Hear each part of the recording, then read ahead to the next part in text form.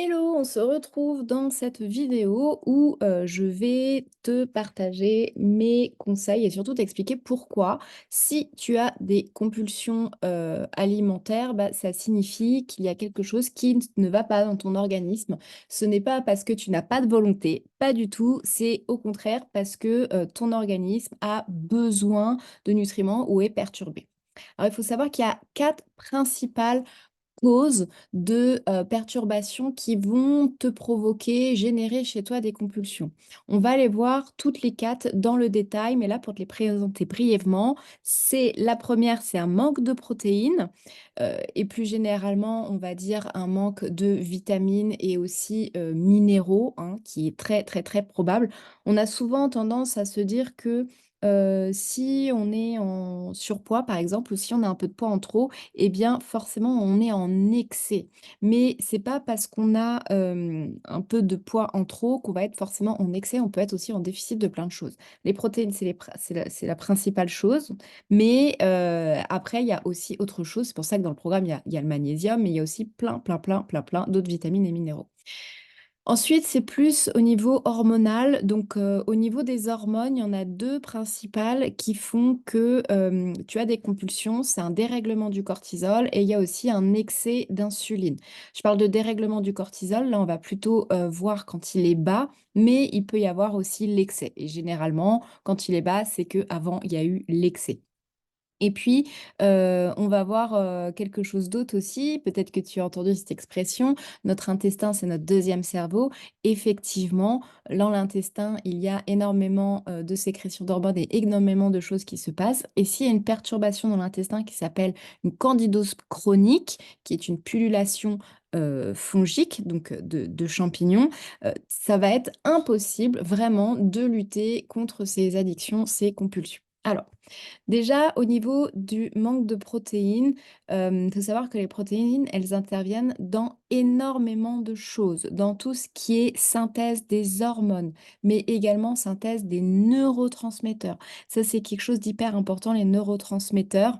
La régulation, par exemple, la molécule du bonheur ou de la sérénité qu'on appelle la sérotonine, elle est fabriquée à partir des protéines et elle est fabriquée dans un intestin qui est sain. Et si c'est perturbé, bah, on ne peut pas fabriquer de sérotonine, donc on a tendance à être déprimé. Les protéines interviennent aussi au niveau des défenses immunitaires, au niveau des muscles, au niveau des cheveux. Je te rappelle que nos cheveux sont constitués de kératine et la kératine, c'est une protéine. Et également la peau. Ok, la peau, les protéines, la peau a besoin de protéines pour se régénérer. Alors, quels sont les besoins quotidiens en protéines selon l'Organisation mondiale de la santé? Eh bien, c'est 1 gramme par kilo de poids de corps. Tout simplement parce que on estime, alors ça serait plutôt autour de 0,7, mais il faut savoir que le stress augmente de 30% à peu près nos dépenses en protéines, voilà, et notamment quand on est une femme aussi. Voilà, on a tendance à être plus stressé et donc à avoir plus besoin d'utiliser les protéines. Donc 1 kilo, 1 gramme par kilo poids de porc par jour, ça fait quoi? Ça fait que si tu pèses 65 kilos, il te faut au minimum 65 grammes de protéines dans ton assiette et je te mets dans une slide suivante à quoi ça correspond à peu près. Si tu as un déficit en protéines, tu peux avoir tous ces signes, donc fatigue et notamment la fatigue chronique, des maux de tête, la peau sèche, les ongles fragiles, cassants, perte de cheveux, sensation de faim fréquente. Si tu as faim tout le temps, c'est assez significatif. Si tu es stressé et si tu as tendance à avoir une faiblesse immunitaire, donc tu tombes assez souvent malade. Alors, teneur en protéines pour 100 grammes d'aliments. Donc, dans 100 grammes de poulet, il y a à peu près 30 grammes de protéines. Dans 100 grammes d'algues, il y a à peu près 30 grammes de protéines. Dans 100 grammes de poisson, il y en a 23. Dans 100 grammes d'amandes, il y en a 20. Dans du pollen frais, le pollen frais qu'on trouve au rayon surgelé du magasin bio. Le tofu, c'est 15 grammes de protéines. Donc, le tofu, c'est quand même assez chouette. Fromage de chèvre frais, 15 grammes. Les lentilles, on parle beaucoup des lentilles comme quoi ce sont des protéines végétales. Ok, mais on trouve que 9 grammes de protéines dans 100 grammes de lentilles. Donc bien faire attention à sa teneur en protéines. Les œufs à la coque, Ben, il y a environ 7 grammes de protéines, hein, dans un œuf, donc voilà, et c'est pour ça que moi je te parle souvent, bah, des protéines végétales en poudre parce que c'est quand même compliqué d'avoir, le taux de protéines. Alors, le but c'est pas que tu calcules exactement combien de protéines que tu prends par jour parce qu'il y a aussi une notion qui est hyper importante et si ça te dit de poursuivre l'aventure avec moi sur l'amélioration de ton bien-être, c'est ce qu'on verra. C'est qu'il y a la façon dont on digère aussi. C'est pas parce qu'on mange 30 grammes de protéines, voilà, 100 grammes de poulet qu'on va assimiler les 30 grammes de protéines. S'il y a des perturbations au niveau des intestins, on assimilera, beaucoup plus difficilement. OK? Alors, ensuite, le deuxième règlement, c'est le dérèglement du cortisol. Alors, c'est quoi le cortisol? Le cortisol, c'est ce qu'on appelle un peu, c'est un peu réducteur de dire ça, mais l'hormone du stress. En fait, ce cortisol nous permet de nous adapter aux situations de lutte ou de combat. Ça, c'était quand on est homme de Cro-Magnon, mais maintenant, la lutte ou le combat, c'est faut faire les courses, faut conduire dans les bouchons, faut rendre le dossier, faut travailler avec, son collègue qu'on n'apprécie pas. Bref, et si, on a trop utilisé le cortisol, ça a surexploité, les, ressources de l'organisme sur de, nombreux mois, voire de nombreuses années et en fait, à un moment donné, l'organisme s'épuise et n'arrive plus non plus à synthétiser du cortisol et donc le cortisol diminue, est en forte baisse et s'il y a plus de cortisol, on est dans ce qu'on appelle le burn-out.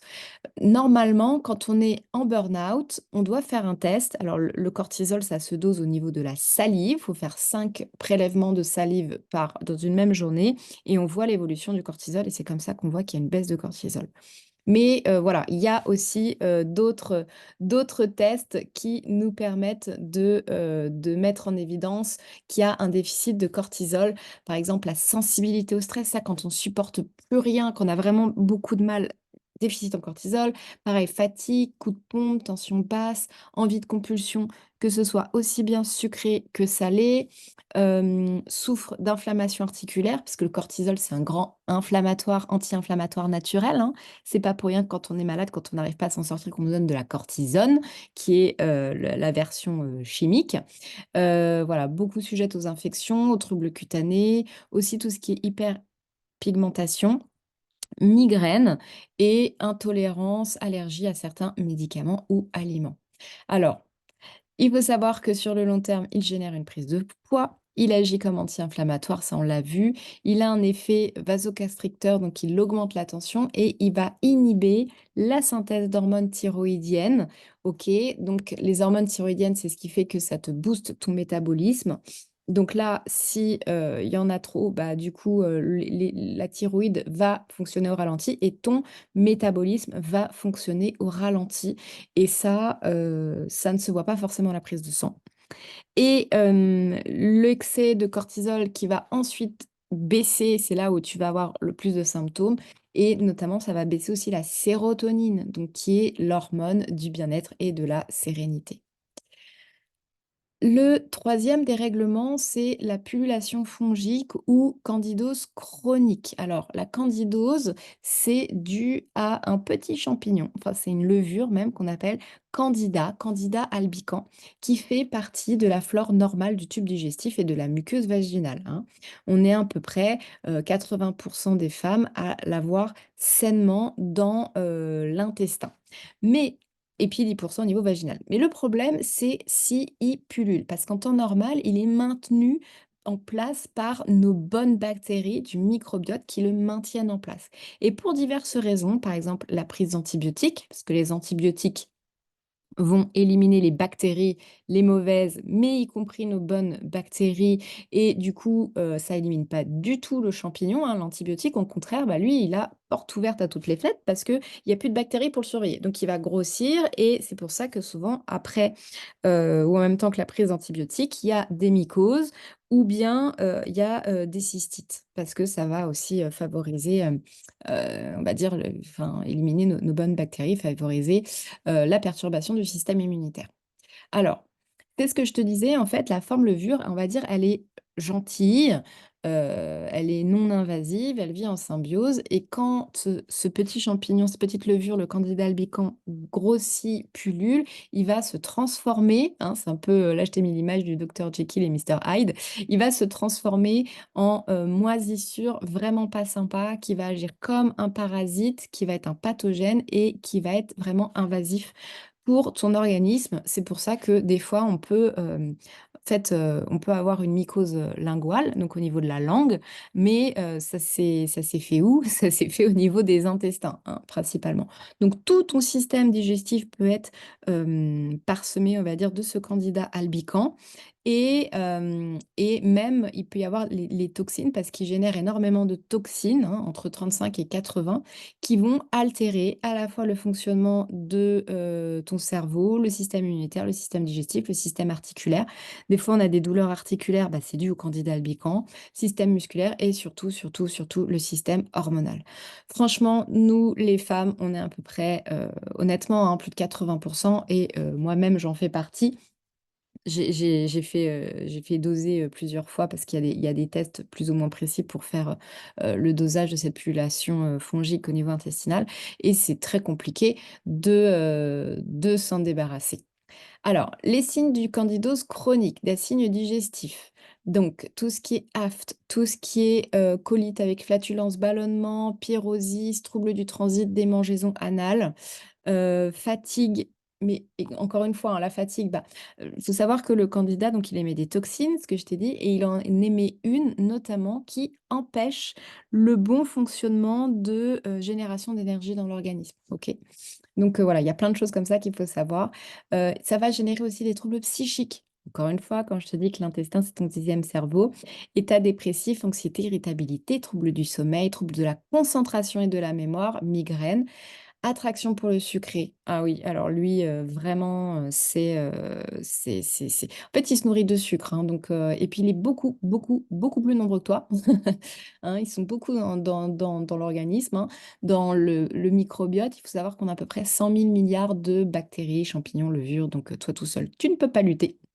Et c'est un petit peu le problème, c'est que on nous dit: «Oui, candidose chronique, il faut arrêter le sucre pour arrêter de nourrir le candida». Ah mais oui, mais lui, il en décide autrement, donc c'est impossible, c'est impossible. Et en plus, ça va générer le stress, et le stress qui va générer aussi encore plus de candidose. Bref, tout ce qui est infection gynécologique et urinaire à répétition, problèmes dermato, eczéma, acné, psoriasis, mycose des ongles, les allergies cutanées, respiratoires, alimentaires, les perturbations du système immunitaire, et tout ce qui va donner aussi lieu à tout ce qui est maladie auto-immune, comme la maladie d'Hashimoto.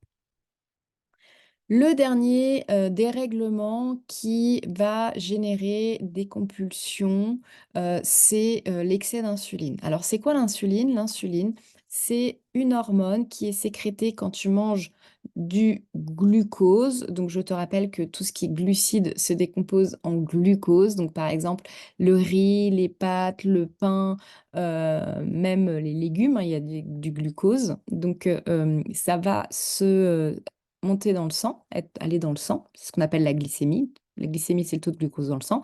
Et en fait, s'il y a trop de glucose, il y a cette hormone, l'insuline, qui est fabriquée pour prendre le glucose et l'amener au niveau des cellules pour faire de l'énergie, mais surtout l'emmener pour qu'il soit utilisé en réserve. Et ça, on le transforme sous forme de gras. Donc, en gros, l'insuline, c'est une hormone de stockage qui transforme le sucre en gras. Et c'est pour ça que c'est pas le gras qui fait grossir, mais c'est le sucre, et notamment à cause de cette insuline. Et il peut y arriver que pour diverses raisons, l'insuline, en fait, notre corps en fabrique trop. Et si notre corps en fabrique trop, qu'est-ce qui va se passer? Eh bien, tout simplement, tu vas stocker en permanence, tu vas avoir faim, et en fait, le glucose va difficilement, être transformé sous forme d'énergie. Il sera plutôt, au niveau du stockage de gras, malheureusement, hein. Et donc ça, par exemple, on peut le calculer aussi, hein, via une analyse, de sang. Et ce qui se passe, c'est que souvent, bah, quand on a du cholestérol, on dit: «Ah, c'est le cholestérol, il va falloir que je prenne des statines», et cetera. Et non, souvent le cholestérol est dû justement à cet excès d'insuline. C'est pour ça que c'est hyper important important de comprendre ce qui se passe dans ton organisme et d'aller vraiment à la base des dérèglements de ce qui fonctionne pas bien dans ton corps. Alors, les signes d'excès d'insuline, j'ai un problème de surpoids chronique, j'ai une augmentation du tour de taille, ça c'est clair, ça c'est l'insuline en long, en large, en travers. J'ai une sensation permanente de faim, j'ai des compulsions sucrées, j'ai de l'hypertension artérielle, je suis fatiguée, j'ai des somnolences après le repas, j'ai des coupes-pompes, j'ai des pertes de mémoire récentes et je suis déprimée. Alors que faire? Maintenant que je t'ai dit tout ça, alors déjà, assure-toi d'avoir assez de protéines dans ton alimentation, c'est hyper important. Ensuite, si tu as des signes de dérèglement du cortisol, pullulation fongique et d'excès d'insuline, eh bien, alors j'ai une mauvaise nouvelle pour toi, ça va être compliqué d'aller mieux, de te sentir bien dans ton corps, psychologiquement, mais aussi physiquement et de perdre du poids si tu as au moins un des dérèglements. Mais la bonne nouvelle, c'est que tu as trouvé, l'une ou plusieurs des causes qui t'empêchent d'être au top, de perdre du poids, de te sentir bien, de faire que ton ventre, ben, il arrive pas tu pas à diminuer ton tour de taille malgré tous les efforts que tu fais, l'activité physique et cetera. C'est, hyper important, si tu veux aller mieux et de perdre du poids et de te sentir mieux dans ta peau, d'identifier, la première des choses, tous les dérèglements qu'il peut y avoir dans son organisme et il y en a 8 au moins. Il y a les carences, donc protéines, mais aussi vitamines, minéraux. Il y a tout ce qui est hyperperméabilité intestinale, donc avec des dérèglements, on va dire, de ton microbiote. Un déséquilibre des neurotransmetteurs. Donc les neurotransmetteurs, je t'ai parlé de la sérotonine, qui est l'hormone de la sérénité et du bien-être, mais aussi il y en a d'autres, hein. Ce sont des espèces de messagers chimiques qui vont venir parler à ton cerveau. Par exemple, la sérotonine amène le message satiété et encore une fois, s'il y a une perturbation dans l'intestin, on ne peut pas fabriquer la sérotonine et du coup, bah, on aura faim et en plus on sera déprimé, puisque la sérotonine, c'est aussi l'hormone de la sérénité.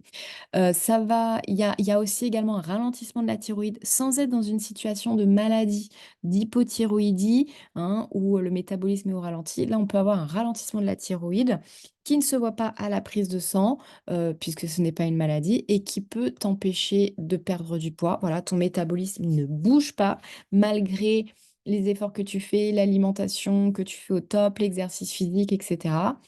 Une résistance à l'insuline, donc ça, on vient de le voir. Une inflammation chronique aussi, hein, c'est un dérèglement qui peut perturber ton organisme. Un foie surchargé, bon, ça, normalement, à la fin du programme, tu devrais plus l'avoir. Et des mitochondries fatiguées. Les mitochondries, ce sont nos centrales énergétiques de nos cellules et malheureusement, avec l'environnement qu'on a, c'est très compliqué pour qu'elles fonctionnent très bien, nos petites mitochondries. Alors, quelles sont les étapes si tu veux rééquilibrer ton organisme? Eh bien, il va y en avoir plusieurs. La première, déjà, c'est d'identifier les déséquilibres via des analyses de sang spécifiques et des tests testés et approuvés. Il faut soutenir l'organisme pour éliminer les toxines. Donc ça, c'est super, c'est ce que tu as déjà commencé à faire. Les étapes 1 et 2 peuvent être intervertibles, hein. Mince, je sais plus dire le mot. En tout cas, on peut commencer l'étape 1 ou on peut commencer l'étape 2 avant l'étape 1, il y a pas du tout de souci. En 3, il faut apporter les micronutriments indispensables qui ont été détectés via, l'analyse de sang.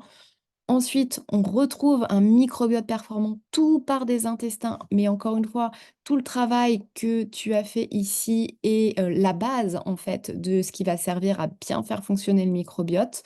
Et ensuite, il y a une régulation des hormones, une régulation de la thyroïde si elle a besoin d'être régulée, une régulation du cortisol s'il a besoin d'être régulé. Ça, on l'aura vu avec les tests et les questionnaires. De l'inflammation, des neurotransmetteurs, et cetera. Tout en ayant, voilà, les conseils alimentaires et les clés pour être zen le plus possible. Alors tout ça, si ça t'intéresse, c'est ce que je fais dans mon programme, phare qui s'appelle Harmonie Academy où on est ensemble pendant 4 mois pour identifier, oui, l'origine de tes kilos en trop, mais surtout, l'origine de tes dérèglements qui font que tu n'es pas bien au quotidien pour te sentir mieux dans ta tête et dans ton corps. Alors je te fais un rapide résumé de ce que ça va comprendre. Donc il va y avoir des modules, bah, un peu comme, tu as vu, ici, mais qui vont distiller au fur et à mesure des 4 mois. Toutes les semaines, il y a un suivi individuel avec moi pendant 4 mois, où tu m'envoies tes questions, ton avancement et moi je te réponds en vidéo de manière, pertinente. On a un live tous les 15 jours avec le groupe sur un sujet spécifique que le groupe aura choisi, hein. Donc ça peut être, on va plus en détail sur les protéines, on va plus en détail sur un sujet sur les compulsions et cetera et du coup, comme on est, une dizaine à chaque fois, je peux, prendre aussi, pour, coacher un petit peu, une participante. Il y a un groupe Facebook qui n'est pas du tout obligatoire, mais voilà, pour échanger, s'entraider, poser des questions, entre vous. Il y a un vrai suivi de chaque participante et moi, je suis disponible tout le temps, tout au long de ces 4 mois et des bonus offerts et il y a notamment 3 bonus. Un bonus objectif ventre plat, hein, qui est un dossier, complet, un dossier complet stop cellulite et un dossier complet pré-ménopause zen, aussi bien pour la préménopause que pour la ménopause. Voilà, avec à chaque fois, bah, voilà, des vidéos, des fiches pratiques, pour, t'aider à comprendre tout ça. Et puis, donc ce programme sur 4 mois, la valeur, c'est 1 990 €. À l'année, c'est 890 €. Mais pour toi, tu vas recevoir une super offre dans ta boîte mail sous peu ou peut-être que ça a déjà été fait. Donc voilà, si ça t'intéresse en tout cas de continuer l'aventure avec moi, ce sera un grand plaisir. En attendant, je te laisse et je te donne rendez-vous très vite pour une nouvelle vidéo.